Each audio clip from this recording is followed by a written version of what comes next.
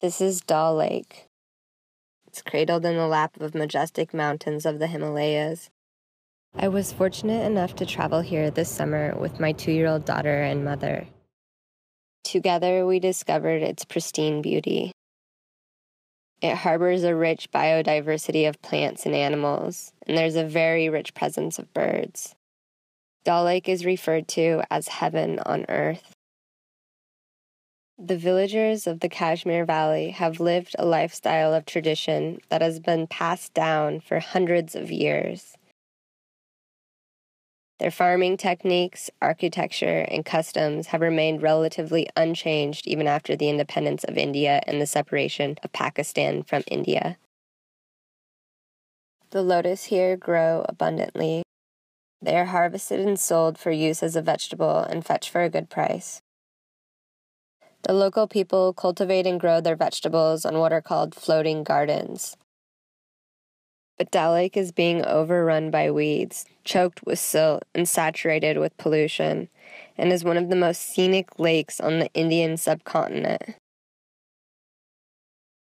Since India gained independence in 1947 from the British and Pakistan was created from Eastern Indian Territory, Muslims in the Kashmir Valley have been waging a civil war. Their stated goal is to become either a purely autonomous region or to be joined with its Muslim neighbor, Pakistan. The history of animosity between the residents of the Kashmir and its Indian government is long and due to a variety of reasons.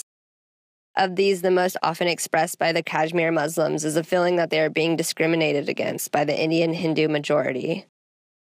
By the time this war ends, according to India's top environmentalists, the Fable Lake near the Pakistani border, once a large, productive body of water, may be little more than a polluted marsh incapable of sustaining the local population. Through massive deforestation and pollution, the area is just an example of what can occur without international attention and government regulation. And the Indian government isn't doing much. It has suspended their pre-war programs to control pollution in the lake, citing decreasing funds and a lesser importance to the projects until the conflict can be resolved. And as the conflict continues, so too does the amount of waste and garbage being dumped into this lake. But Dal Lake suffered from serious pollution problems even before the Civil War began. The lake was once a popular domestic and international tourist area.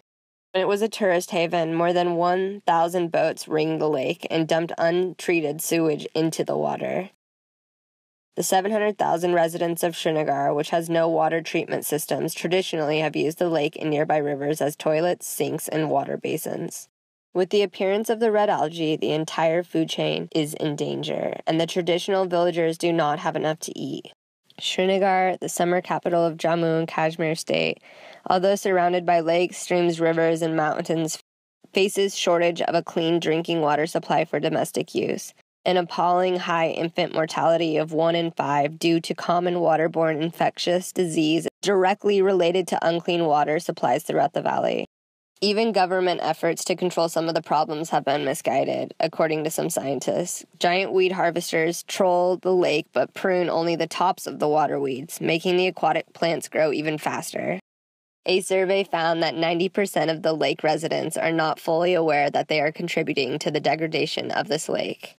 There needs to be an educational initiative with the view to focus attention of the local people and other stakeholders on the status of the lake, the practices and systems contributing to the deterioration, and possible ways to address the deterioration. We need to come together to bring more awareness to this environmental justice community.